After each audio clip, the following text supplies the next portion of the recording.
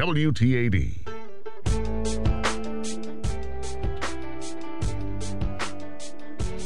Talk Radio 930 WTAD. Welcome back to the morning meeting. Ryan Nichols along with Sean Seacrease. It is a Thursday, which means it's time to talk with someone from one of the Breitbart websites. How about the proprietor himself, Andrew Breitbart? He joins us this morning on the phone. Good morning, Andrew.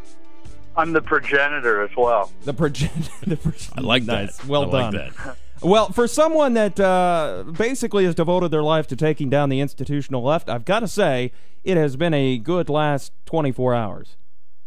Well, congrats to James O'Keefe. You know, when James came to me, I told them that when he took down Acorn and before it actually happened, I said the institutional left you're gonna be a marked man for the rest of your life, and everything that you do is going to be done under a microscope, and you're going to be held to a much different standard than the mainstream media. You know, James O'Keefe, after Acorn, if he were a liberal, would have been on the cover of Rolling Stone, Spin, would have had a major puff piece in Graydon Carter's, Vanity Fair. I said, but because you're not on the right team and you're a conservative, and you're going after sacred liberal institutions, you're going to be a marked man for the rest of your life. And so his missteps, which have been minor to say the least, right now he has a misdemeanor on his record because he pretended to be something that he wasn't, which is what he does for a living, but he happened to do it in a federal building. So now the left says he's a criminal. Okay, well, that's like saying that Borat's a criminal, or more, or NBC's To Catch a Predator. They went after him because he was James O'Keefe. They threw the book at him because he was James O'Keefe. The mainstream media said it was Watergate Jr. When all he was doing was trying to do a typical James O'Keefe stunt, nothing more, nothing less. They want to kill him, and I basically said to him, I said, look, you're going to be marked for the rest of your life. So the only thing you can do is to continue to attack. And attack he did. And the NPR scalp, I would say, is a better scalp than the Acorn scalp, because it's just simply unfair that conservatives or neutral people in this country have to pay for national public radio, which is obviously left of center. We're paying for their news. We're subsidizing the left in order to propagate it. It's not unlike the public sector unions, where we pay their salaries and then they give their money to the Democratic Party. Why do we have to pay for this, sowing the seeds of our demise? And to rewind for some of our listeners who may have missed our coverage on this in the last couple of days, James O'Keefe sent in some guys that were disguised as Muslim Brotherhood organization members or affiliate organization members, and got an NPR fundraiser to say some pretty demeaning things towards Republicans and the Tea Party and others on camera, resulting in his being fired and the CEO of NPR being fired. And it sounds to me like there are more tapes on the way, and it could involve more publicly funded organizations. Well, look, I have not seen everything, so I'm kind of sitting on the sidelines like everybody else. But one thing I will tell you that I do know, and what I have noticed, is that I thought that NPR was going to be smarter than Acorn, and not because they could have learned from the mistakes that Acorn made. Instead, Vivian Schiller's team offered a few observations. First of all, they threw Ron Schiller us right away. They didn't even attempt to mount a defense. Secondly, right away they issued a statement saying that numerous times they rejected the money from this fake Muslim Brotherhood group. Well, when we're talking about having some, when James says that there's new videos coming out, my guess is that you're going to see that they can't back up that point. In fact, you may be able to see something quite different. I talked to NPR's media reporter. His name is David Folkenfleck, and he was the one who issued the statement from Vivian Schiller saying, we rejected the money multiple times. I said, okay, that's interesting. As a reporter, I highly recommend you try and seek out some substantiation of that claim. And he came back later in the day with a report that said that they looked and found on a website that said that this group hadn't existed for more than a year. So he basically was saying that they started to vet this group. Well, that in all likelihood happened after the videotapes came out and they realized, uh-oh, we've been hoodwinked. There's a difference between starting a vetting process and rejecting multiple times the money. And if Vivian Schiller can't show that she rejected the money, and James O'Keefe can show that she and her team were in a chain of command of trying to accept that money, I think NPR is in a lot more trouble than the trouble that they're in right now. Well, I'm just disappointed that that James couldn't pull off the pimp and prostitute bit again, because he pulled it off, then Lila Rose pulled it off, and they keep falling for that bit, but this one was very certainly creative, and I think it looks to me like there was a lot more groundwork that he put together on this one, even though he had great results in the Acorn deal as well. Well, let me get philosophical here. You know, I'm here in West Los Angeles. I grew up in OJ's Brentwood. I stewed in moral relativism my entire life. I'm a former liberal, so I understand the liberal mindset, and moral relativism is a central component of the mindset out here. And so there's something sort of brilliant about the pimp and the prostitute setup, because in flyover country, where at least a good portion of people believe in right and wrong and think of moral relativism as stupid thinking, liberal institutions are about moral relativism. So if you went into a mega church as a pimp and a prostitute looking for the head pastor or the infrastructure of the church to aid and abet the prostitution ring for underage prostitutes, you're going to get 911 called probably 100% out of the time.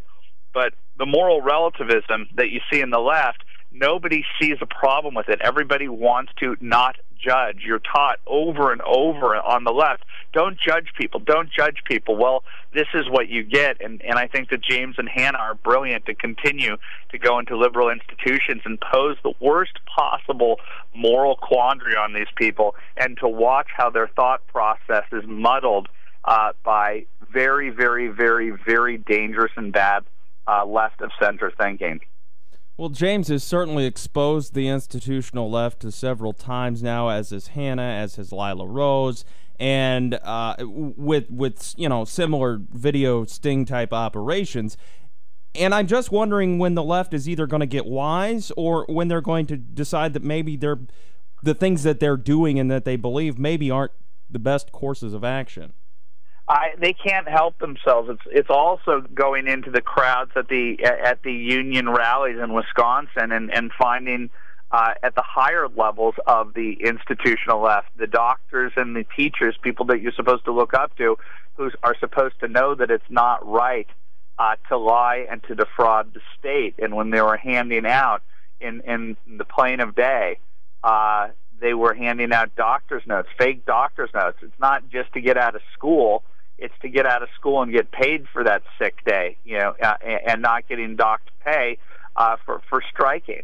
And so, you know, that, once again, it's moral relativism. Do you want your teacher, your kid's teacher, to believe that way, to not believe that there's a right and a wrong, and that there's not something wrong with defrauding the state?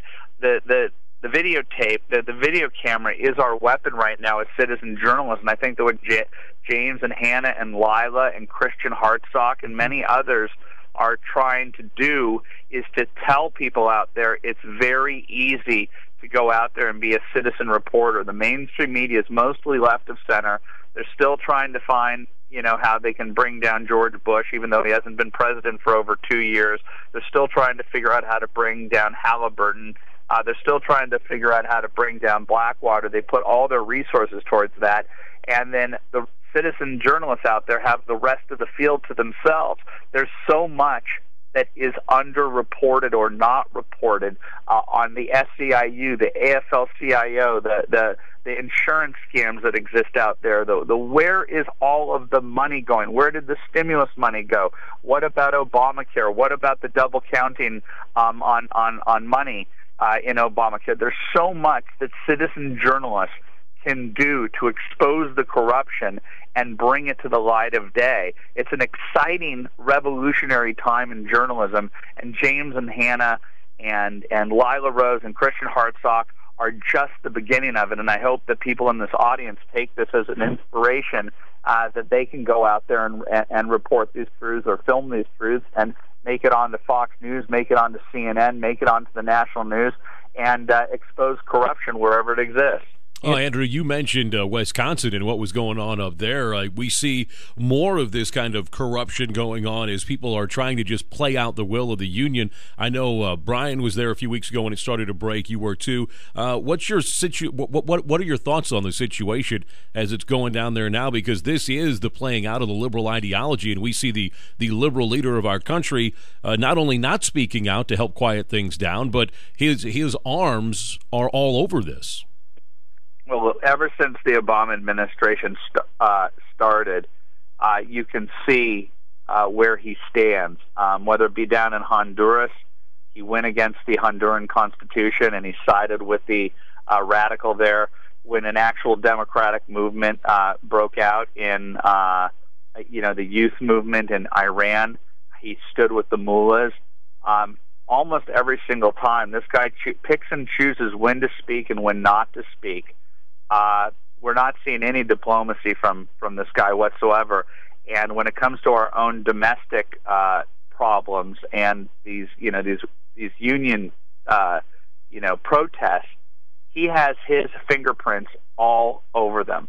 This misbehavior that you're seeing, the climbing through windows, this intemperate behavior, the calling of the Koch brothers, and using pejorative terms and calling Scott Walker Hitler, and the violence and the frothing at the mouth, that has President Obama's community organizing fingerprints all over it. The behavior that you've seen from the unions after the left told us that civility, after the Gabby Gifford shooting in Tucson, after they told the right and the Tea Party that they were responsible because of the tenor that they had brought to this country because of their very peaceful protests. The media is ignoring it. The left is ignoring it. The Obama-led union protests are a comical caricature of what they were claiming the Tea Party protests were. And so I can't tell you the degree to which I have contempt for this President of the United States. He is an Alinskyite. An Alinskyite is about dividing. He is not a uniting force. He is, by intent, a dividing force in this country, and he considers the public sector unions to be a primary component of his army to sow dissent and class hatred and class envy in this country. Andrew Breitbart, you've got a book coming out pretty quick called Righteous Indignation. What's the release date on that, It's April 15th. Excuse me while I save the world is the subtitle, and I mean it. Well, you can certainly link to, or you can get the pre-order. You can pre-order the book at I think any of your websites. I think the link's up at all the websites, correct?